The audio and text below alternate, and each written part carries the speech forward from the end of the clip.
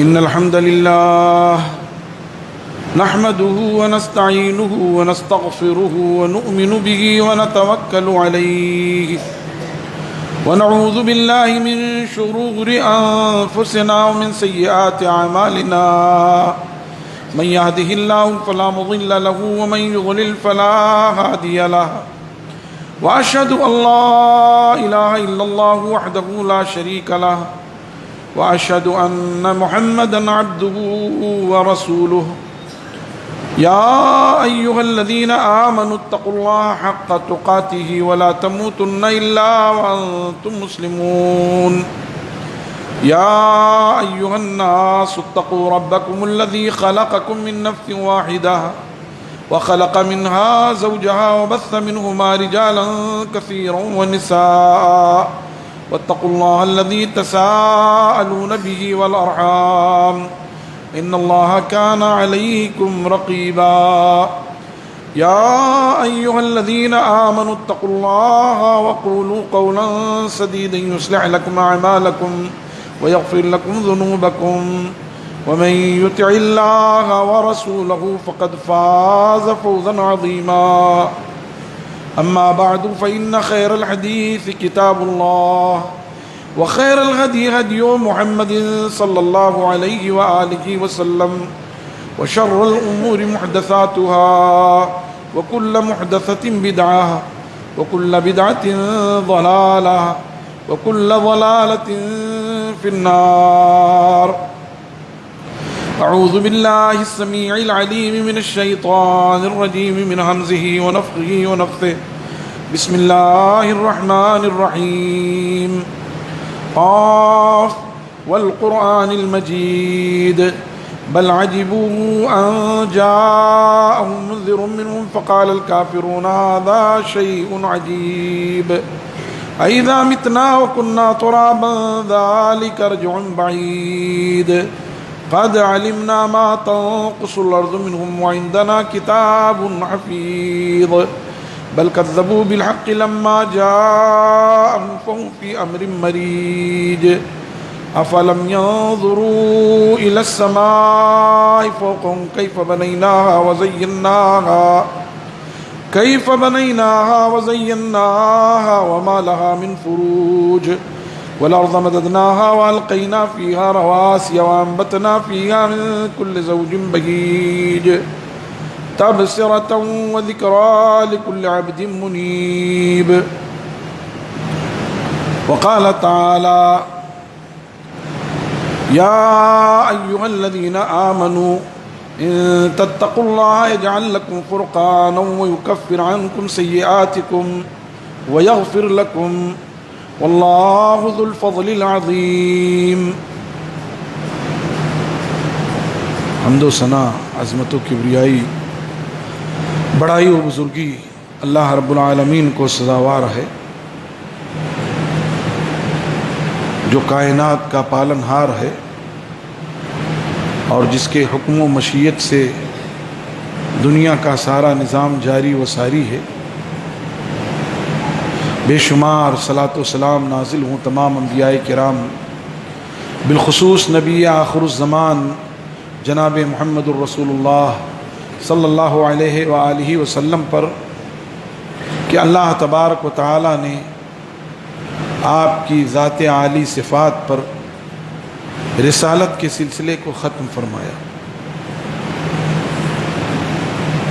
آپ کی بابرکت ذات کے نتیجے میں اس امت کو خیر امت کے لقب سے سرفراز کیا.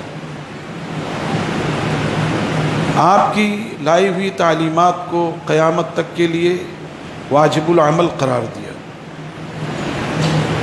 اور آپ کی برکت سے اللہ تعالیٰ نے اس امت سے خطا اور نسیان کو اور جن امور میں وہ مجبور کر دیے گئے ہوں ان سب کو معاف کر دیا ہے.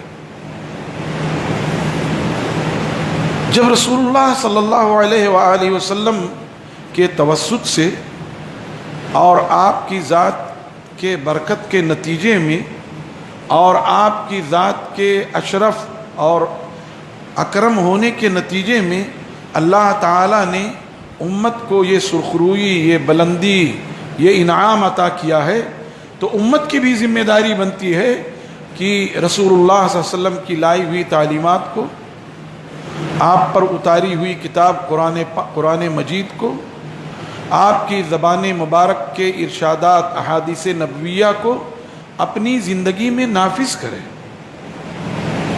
اسلامی تعلیمات کا چلتا پھرتا نمونہ بنے۔ اور اگر مسلمان اپنے آپ کو اس سانچے میں ڈھال لے، اپنے معاملات کو صاف ستھرا کر لے، اپنی ذاتی زندگی کو بے داغ بنا لے، اپنے اخلاق سے لوگوں کے لیے مرجع ہو جائے، تو یہی تو اسلام کی دعوت و تبلیغ ہے۔ صحابہ کرام نے جہاں زبان سے دعوت و تبلیغ کی، اس سے کہیں زیادہ اپنے عمل سے انہوں نے دعوت کا کام کیا، اپنے عمل سے لوگوں پر یہ ثابت کیا کہ ہم اس رسول کے امتی ہیں جو دنیا کا نجات دہندہ ہے، ہم اس رسول کے امتی ہیں جو پوری انسانیت کے لیے نجات دہندہ ہے، ہم اس رسول کے امتی ہیں جو پوری انسانیت کو ایک لڑی اور ایک سلک میں پرو دینا چاہتا ہے، اور انہوں نے عملی طور پہ یہ کر کے دکھایا۔ آج ہم مسلمانوں کے لیے شدید ضرورت ہے کہ اسلام کی تعلیمات کو ہم عمل سے ثابت کریں۔ کتابیں کون پڑھتا ہے؟ برادران وطن میں 1% لوگ بھی کتاب نہیں پڑھتے۔ جیسے ہم ان کی کتابیں نہیں پڑھتے ہیں، وہ بھی ہماری کتاب نہیں پڑھتے۔ وہ ہمیں دیکھتے ہیں، ہمارے شب و روز دیکھتے ہیں، ہمارا طور طریقہ دیکھتے ہیں، ہماری نشست و برخاست دیکھتے ہیں، ہمارے معاملات دیکھتے ہیں، ہماری اخلاقیات دیکھتے ہیں، ہماری صفائی ستھرائی دیکھتے ہیں، پڑوسیوں سے ہمارے تعلقات دیکھتے ہیں، رشتہ داروں سے ہمارے کیا معاملات ہیں وہ دیکھتے ہیں۔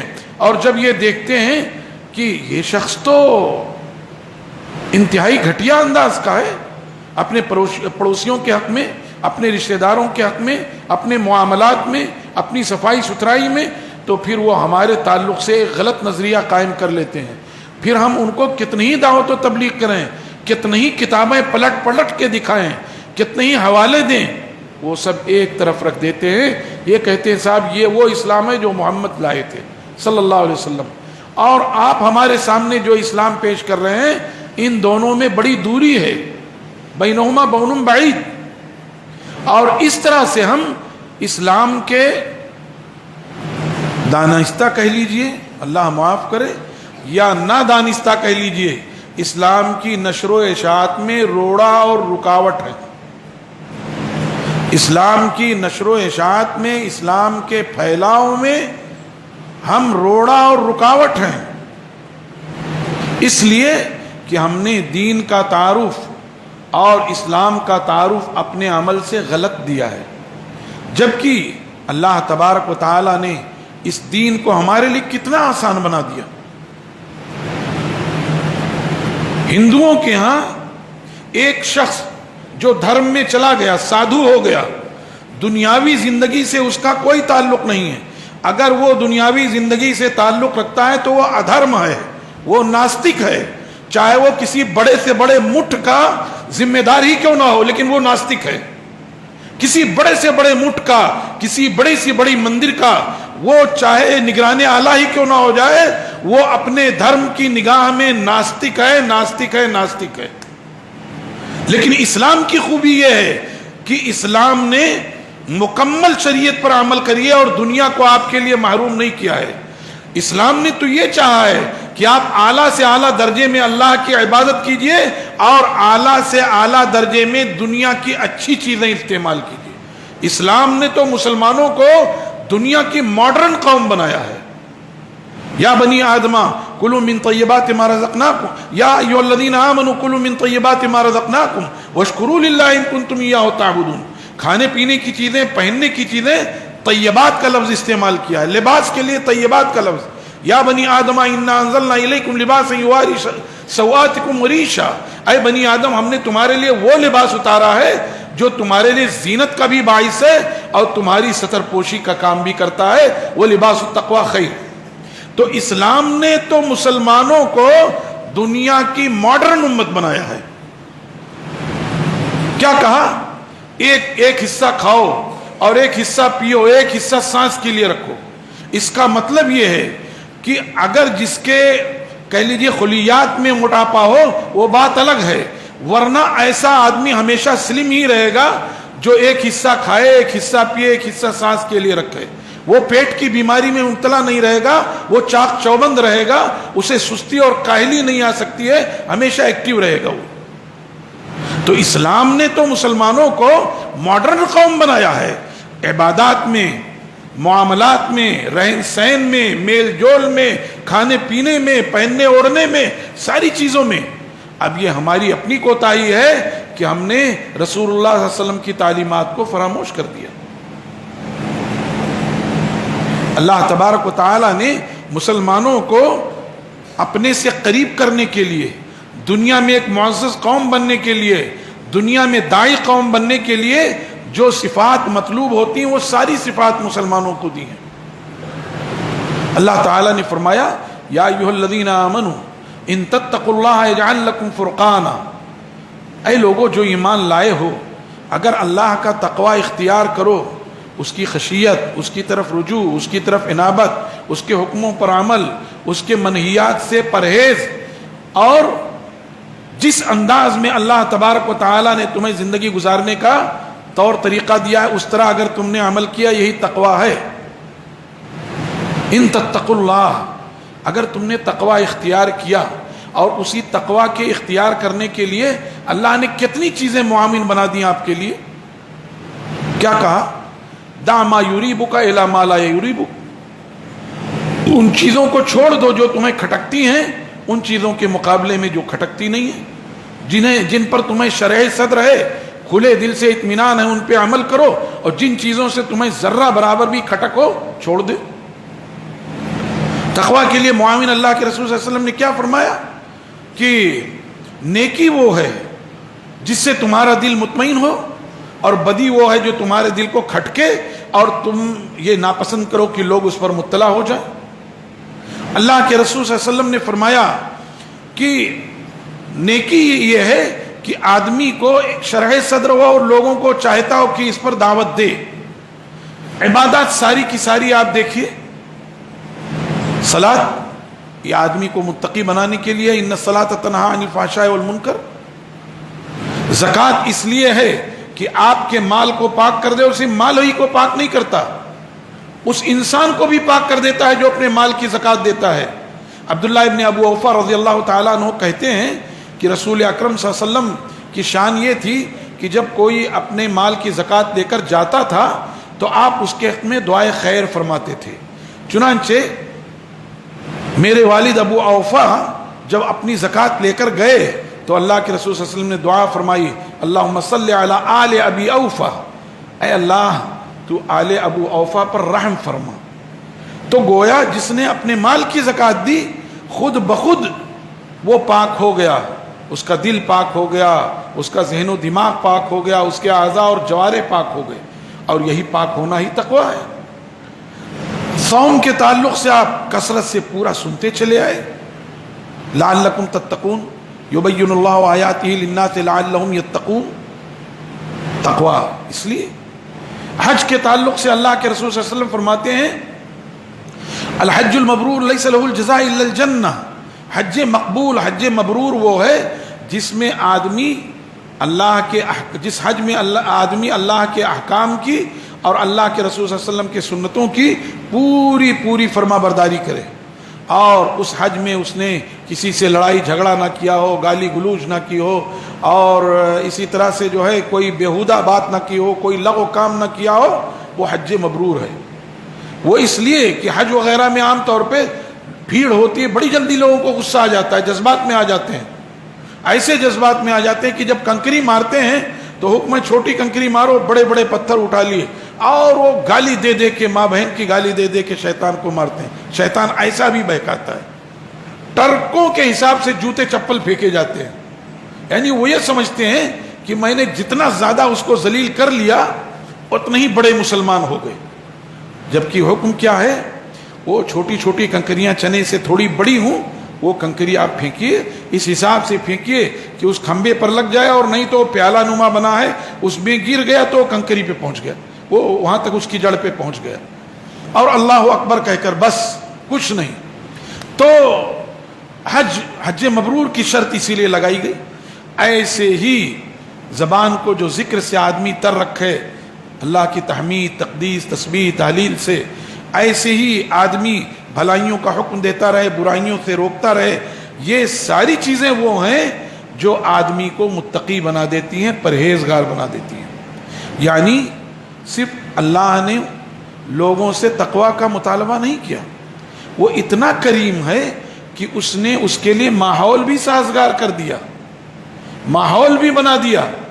اب جس کے اندر ذرا بھی غیرت ہے، خودداری ہے، مروت ہے، انسانیت ہے، اللہ رب العزت کے لیے شکر کا جذبہ ہے، وہ لازمی طور پر متقی ہو جائے گا. تو اللہ نے فرمایا یا ایھا الذین آمنوا، لوگوں جو ایمان لائے ہو، ان تتقوا اللہ، اللہ کا تقوی اختیار کرو. کئی انعامات اللہ نے دے دیے. یجعل لکم فرقانا، تو وہ تمہارے لیے فرقان بنا دے گا. فرقان کیا ہے؟ اس کی مفسرین نے کئی تفسیریں کی. یجعل لکم نجاتا، وہ تمہارے لیے نجات کے راستے پیدا کر دے گا. ومن یتق اللہ یجعل لہ مخرجا ویرزقہ من حیث لا یحتسب، جو اللہ تعالیٰ کا تقوی اختیار کرے اس کے لیے نکلنے کی راہیں پیدا کر دیتا ہے اور ایسی جگہ سے روزی دے دیتا ہے وہ سوچ بھی نہیں سکتا. تقوی کی یجعل لکم فرقانا، فرقان کی ایک تشریح کی ہے برہانا، اللہ تعالیٰ اس کے لیے دلیل بنا دیتا ہے کہ لوگ اس کو دیکھ کر کے ہدایت کا راستہ اختیار کر لیتے ہیں، لوگ اس کو دیکھ کر کے حق و باطل میں تمیز کر لیتے ہیں، لوگ اس کو دیکھ کر کے صحیح راستے کے راہی بن جاتے ہیں. فرقان کی ایک تفسیر کیا ہے؟ جعل لکم سعادتا، وہ تمہارے لیے سعادت بنا دے گا، دنیا میں بھی اور آخرت میں بھی سعادت پیدا کر دے گا. چنانچہ سلف صالحین کی زندگیاں ہمارے سامنے ہیں کہ وہ سعادت آج بھی، یہ سلف نہیں، آج بھی دنیا میں ایسے بیشتر لوگ ہیں، آج بھی ایسے بیشتر لوگ ہیں کہ ہم ان کو نہیں جانتے، وہ ایسے گمنام ہوتے ہیں کہ ہمیں اندازہ نہیں ہوتا، لیکن اللہ کے برگزیدہ بندے ہوتے ہیں. کل اتفاق سے میرا خیال ہے ہفتوں کے بعد میں نے واٹس ایپ کھولا تو اس میں یہ دیکھا ایک بزرگ شخصیت کی تصویر تھی اور اس کے نیچے لکھا تھا کہ اللہ والے کیسے چھپے چھپائے ہوتے ہیں. وہ طواف کر رہے تھے اور جماعت کا وقت قریب تھا تو امام کے پیچھے بیٹھنے سے پولیس اہلکار روک رہے تھے کیونکہ امام کے پیچھے علماء اور مشائخ ہوتے ہیں اور حکم بھی ہے کہ امام کے پیچھے ذی علم ہوں تاکہ اگر کچھ خامی ہو، کوئی کمی ہو، کوئی حادثہ ہو، کوئی معاملہ ہو تو ٹوک دیں یا ان کی جگہ لے لیں. ایک بزرگ شخص طواف کرتے کرتے آیا، وہاں بیٹھنے لگا تو پولیس نے سختی سے روک دیا. پھر اس کے بعد وہاں سے ہٹ گئے، تھوڑا سا وقت تھا تو پھر طواف کرتے آئے اور پولیس ذرا پیچھے کہیں کھڑی تھی، مشغول تھی کسی میں، وہاں کے بیٹھ گئے اور بیٹھ نہیں گئے، وہاں کھڑے ہو کر سنت پڑھنا شروع کر دیا. اب پولیس غصے میں ہے کہ میں نے تو ابھی روکا تھا، اب یہاں آ کر سنت پڑھ رہا ہے اور سنت کا انتظار کہ وہ جیسے سلام پھیریں، بتائیں ان کو. سلام پھیرا، انہوں نے سختی سے پکڑ کے اٹھایا، کہا تم کو منع کیا تھا، پھر کیسے؟ اور قریب تھا کہ اور پیچھے ڈھکیلتے، اتنے میں شیخ شریم حفظہ اللہ، انہی کی امامت تھی، وہ آ گئے، دیکھا ارے، دوڑ کر کے مسافہ کیا اور گزارش کی کہ آپ نماز پڑھا دیجیے. لیکن انہوں نے انکار کر دیا، کہا نہیں ایسا نہیں ہو سکتا. کون تھے؟ محمد بن صالح العثیمین رحمۃ اللہ علیہ.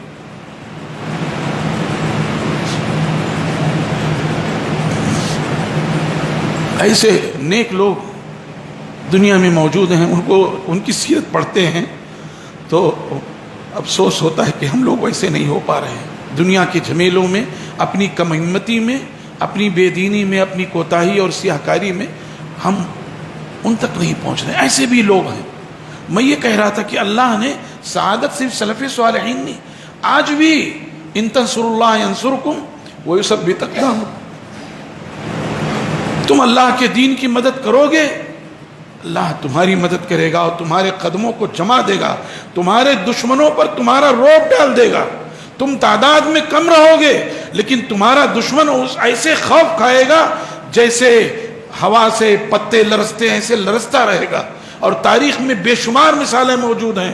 لیکن میرے بھائیوں اور دوستو، ہم میں وہ جذبہ پیدا تو ہو، ہم میں وہ فدائیت پیدا تو ہو، اللہ تعالیٰ کے نام پر مر مٹنے کا یہ جذبہ آئے. تو ہم نے پورا یہ مہینہ گزار لیا، ڈر یہ لگتا ہے کہ کہیں ایسا نہ ہو کل عید کے بعد ہماری زندگی پھر یو ٹرن ہو جائے.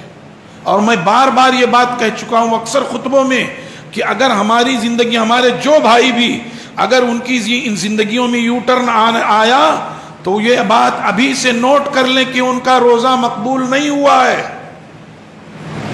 میں بہت بڑی بات اور بڑی ذمہ داری سے کہہ رہا ہوں کہ اگر ان کی زندگیوں میں یو ٹرن آیا، شعبان کی زندگی کی طرف گئے، وہی فراڈ، وہی دھوکہ، معاملات میں وہی خرابی، نمازوں کا وہی ترک اور شعائر اسلام کی وہی بے حرمتی شعبان میں جو تھی، اگر شوال میں پلٹ کر آئی تو پہلے سے وہ تیار رہیں اس تلخ حقیقت کو قبول کرنے کے لیے کہ ان کا روزہ مقبول نہیں ہوا ہے، ان کی زکاتیں مقبول نہیں ہوئی ہیں، ان کے اعمال خیر مقبول نہیں ہوئے ہیں. کیونکہ اعمال صالحہ کی قبولیت کے لیے ایک بڑی دلیل یہ ہے کہ اس عبادت کا اثر اس آدمی پر آئے، اس کے اعضاء اور جوارح پر آئے، اس کے دل و دماغ پر آئے، اس کے فکر و خیال پر، اس کی گفتگو پر، اس کے نشست و برخاست پر، سب چیزوں پر آئے. کمی زیادتی ہو سکتی ہے، ایمان میں کمی اور زیادتی ہوتی ہے تو کچھ کم کچھ زیادہ ہو، لیکن غائب ہو جائے یہ نہیں ہو سکتا. اگر غائب ہو گیا تو ہمیں ڈرنا چاہیے اس بات سے کہ کہیں ایسا نہ ہو کہ ہمارا نام بھی ان میں لکھ لیا جائے. جب وہ مسلمانوں کے پاس جاتے ہیں تو کہتے ہیں آمنا، اور جب اپنے لوگوں کے پاس جاتے ہیں تو کہتے ہیں ارے ہم ان کو بیوقوف بنا رہے تھے. وَإِذَا لَقُوا الَّذِينَ آمَنُوا قَالُوا آمَنَّا وَإِذَا خَلَوْا إِلَىٰ شَيَاطِينِهِمْ قَالُوا إِنَّا مَعَكُمْ إِنَّمَا نَحْنُ مُسْتَهْزِئُونَ. تو ایک تو اللہ فرقان بنا دے گا، وَيُكَفِّرْ عَنْكُمْ سَيِّئَاتِكُمْ، اور بشر ہونے کے ناطے جو تمہاری غلطیاں، کوتاہیاں، خامیاں ہیں اس کو مٹا دے گا. اور صرف مٹا کر کے دو راہے پہ نہیں چھوڑ دے گا کہ دو راہے اور چوراہے پر کھڑے رہو، چوفلی پہ کھڑے رہو، ایسا نہیں. وَيَغْفِرْ لَكُمْ، اور گناہوں کو مٹانے کے بعد تمہیں بخش دے گا، اپنی رضا سے نواز دے گا، اپنے نعمتوں کے مظہر جنت سے نواز دے گا. اور پھر اسی پر نہیں اکتفا کیا گیا کہ وہ تمہارے گناہ مٹا دے گا، تمہیں بخش دے گا. واللہ ذو الفضل العظیم، اللہ تو بڑے فضل والے ہیں، اس سے اوپر کیا دے دیں وہ ان کی مشیت، ان کی مرضی، ان کے دلداری اور ان کے جو ہے بندے کے تعلق سے محبت پر موقوف ہے. اس لیے میرے بھائیوں اور دوستو، ہم نے جو مہینہ ابھی گزارا ہے، ابھی چند ساعتیں باقی ہیں، اس کو غنیمت جانتے ہوئے اور جو کچھ ہم نے کیا ہے، میں دیکھتا تھا عصر میں، جیسے جمعہ کے لیے ابھی عصر میں لوگ پہنچے رہتے تھے، خوشی ہوتی تھی. اللہ کرے ہمارا معاملہ ایسا ہی باقی رہے. ہم نے تاک راتوں میں جاگ کر کے، ہمارے بہت سے بھائیوں نے اعتکاف میں بیٹھ کر کے دنیا کو ٹھوکر مار دی کہ جاؤ، ابھی نہیں. تو جو ہم نے نیک کام کیے ہیں اس کو ہم باقی رکھیں، اس پر سدا قائم رہیں. آدمی زندگی بھر گناہوں میں ڈوبا ہوا ہے، لیکن آخری وقت میں اسے توفیق مل گئی، اس کے دل کی دنیا بدل گئی، اور اللہ تعالیٰ نے اپنے اس بندے کو اپنے مقرب بندوں میں شامل کر لیا. یہ اس کی طرف سے فضل ہے، یہ اس کی مہربانی ہے، وہ اس کا کرم ہے. کتنوں کی زندگیاں بن گئیں. تو میرے بھائیوں اور دوستو، ہم اس انداز میں گزاریں. صدقۃ الفطر کے تعلق سے ایک دن بات آ ہی چکی تھی. آپ سب جانتے ہیں کہ ہلال عید سے 2-3 روز پہلے بھی نکال سکتے ہیں، اور چاند اصل وقت تو چاند نکل جانے کے بعد ہے، فطر، یعنی گویا روزہ ختم ہو گیا، ٹوٹ گیا، اس وقت نکالا اور مستحقین کو خود لے جا کے دے دیا. یہ افضل ہے. یہ نہیں کہ ہمارے دروازے پر کوئی آئے ہم انتظار کریں، نہیں، ہمیں یہ پتہ چلے کہ کوئی اس کا مستحق ہے، خود لے جا کے دے دیا، 2 گنا اجر ہے انشاءاللہ اس پر. مطلب میں حد بندی نہیں کر رہا ہوں کہ 2 گنا 4 گنا، زیادہ اجر ہے اس پر، زیادہ اجر ہے. اور یہ عیدگاہ جانے سے پہلے ہو جانا چاہیے. اب چاند نکل جاتا ہے تو ہمارے یہاں ایک مسل مشہور ہے، اور سواد اعظم نے مشہور بھی کر رکھا ہے لیلۃ الجائزہ، آپ سواد اعظم کو جانتے ہوں گے، جن کو اپنی اکثریت پہ ناز ہے، اور اگر ان کی اکثریت ہے تو یہاں بھی ایک اور اکثریت ہے، اس کا کیا جواب ہوگا؟ وہ لیلۃ الجائزہ کہتے ہیں، یعنی چاند نکل گیا تو اس کے بعد والی رات کو انعام کی رات، اور اس کے لیے کئی روایات پیش کرتے ہیں، عبادہ بن صامت رضی اللہ عنہ کی، اور اسی طرح سے اوس انصاری کی، اور کئی روایات پیش کرتے ہیں، لیکن یہ تمام روایات ضعیف نہیں، ضعیف جدہ ہے، اور ان کو اکثر لوگوں نے موضوع کہا ہے۔ اس میں کیا ہے کہ جب عید کی رات آتی ہے تو فرشتے جو ہے وہ کہتے ہیں کہ آج کی رات میں اپنے رب کی طرف نکلو، اور تمہارا پروردگار تم پر انعام کرنے والا ہے، اور آج کی رات میں قیام کرو اور عبادت کرو، اور جو ہے اللہ تبارک و تعالیٰ سے مانگو، اس طرح کی باتیں ہیں۔ اور پھر جب صبح ہوتی ہے تو فرشتے ہر راستے کے نکڑ پہ کھڑے ہو کر کے تم کو بشارت دینے لگتے ہیں۔ تو اس طرح کی جو بھی روایات ہیں وہ صحیح نہیں ہیں۔ لیلۃ الجائزہ کا رسول اللہ صلی اللہ علیہ وسلم کی صحیح تعلیمات کی روشنی میں کوئی تصور ہے ہی نہیں، کوئی تصور ہے ہی نہیں۔ اب رہی بات اگلی صبح عید کی، تو جیسے ہی چاند طلوع ہو اس وقت سے لے کر کے تکبیرات پڑھنا چاہیے عیدگاہ جانے تک، یہاں تک کہ جب تک جو ہے امام کا خطبہ یعنی جماعت نہ کھڑی ہو جائے اس وقت تک تکبیرات پڑھتے رہنا چاہیے۔ اور بہتر یہ ہے، عیدگاہ قریب ہے، آپ میں سکت ہے، پیدل جائیے اور پیدل آئیے اور راستہ بدل کر کے آئیے، لیکن عیدگاہ دور ہے یا شخص معذور ہے تو ایسی صورت میں اپنی سواری سے اپنی گاڑی سے آ جا سکتے ہیں۔ ایسے ہی عیدگاہ جاتے ہوئے بھی بلند آواز میں تکبیرات پڑھنی چاہیے۔ ایسے ہی اس بات کی کوشش کرنی چاہیے کہ اپنی ذات سے زیادہ لوگوں کو فائدہ پہنچاتے جائیں، اور جب امام کا خطبہ ہو رہا ہو، جب جماعت کھڑی ہو تو ظاہر ہے وہاں تکبیر زوائد کے ساتھ ہے، جماعت میں اسی انداز میں، اور جب امام کا خطبہ ہو رہا ہو تو اسے سکون سے سنا جائے۔ اللہ سے دعا ہے کہ اللہ تعالیٰ نے جس طرح ہمیں رمضان مبارک کے روزوں کی توفیق عطا فرمائی، قیام اللیل کی توفیق عطا فرمائی، تلاوت قرآن پاک کی توفیق عطا فرمائی، ہمارے بعض دوستوں بزرگوں ساتھیوں کو اعتکاف کی توفیق عطا فرمائی، اور بہت سارے ساتھیوں کو شب داری کی توفیق عطا فرمائی، اور اسی طرح سے ہم سے جو خیر ہو سکتا تھا وہ ہم سب کرتے رہے۔ اللہ ابھی دن کا جو تھوڑا سا حصہ باقی ہے اسی انداز میں، اس سے اچھے انداز میں گزارنے کی توفیق عطا فرمائے، اور جب ہلال عید طلوع ہو تو اس کے بعد صدقۃ الفطر یا تکبیرات کا اہتمام کرنے کی توفیق عطا فرمائے، یہاں تک کہ ہم عیدگاہ پہنچ جائیں اور عیدگاہ میں امام کے ساتھ دو گانا ادا کریں، عیدگاہ میں اپنی خواتین کو لے کر جائیں، حتیٰ کہ وہ خواتین جو ایام سے گزر رہی ہوں ان کو بھی جانا چاہیے، مصلی سے ذرا ہٹ کر کے وہ بیٹھی رہیں، لیکن وہ مسلمانوں کے ساتھ دعا میں شریک تو ہیں، اللہ کے رسول صلی اللہ علیہ وسلم کا یہی حکم ہے، اور پھر امام کا خطبہ سنیں اور یہ عہد کر کے لوٹیں کہ انشاءاللہ رمضان جس انداز میں ہم نے گزارا ہے اسی طرح ہم گزاریں گے۔ کیونکہ ہوتا کیا ہے، عید کے بعد پھر بڑی خرافات ہوتی ہے، یہاں میلے لگ جاتے ہیں کیمپ میں اور کہاں کہاں، اور ادھر باہر کوئی جو ہے پہاڑی اور کوئی ٹھیکری نہیں بچتی ہے کہ بس صاحب ٹھیک ہے گھومنے آپ نکلے ہیں، نمازوں کا وقت ہوا نماز پڑھیے، اور جو ہے حدود میں رہتے ہوئے دائرے میں رہتے ہوئے وقت ہو چکا ہے، اس لیے میں اس سے زیادہ تفصیل نہیں کر سکتا۔ دائرے میں رہتے ہوئے ایک چیز کا خاص خیال رکھیے آپ لوگ، ہمارے بہت سارے نوجوان ایسے علاقوں میں گھومنے چلے جاتے ہیں جو غیر مسلموں کا علاقہ ہے، اور وہاں سے ناخوشگوار باتیں سننے میں آتی ہیں، وہاں ان کے نوجوان پہلے سے گھات میں ہوتے ہیں، وہ ان کی ٹھکائی اور پٹائی کرتے ہیں۔ کیوں ایسی جگہوں پہ جاتے ہو؟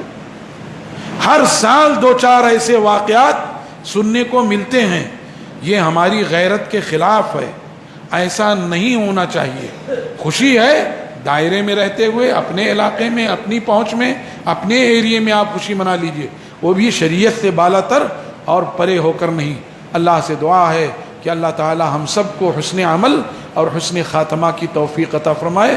سبحان ربک رب العزت عما یصفون وسلام علی المرسلین والحمد للہ رب العالمین، وصلی اللہ وسلم وبارک علی نبینا محمد وعلی آلہ وصحبہ اجمعین۔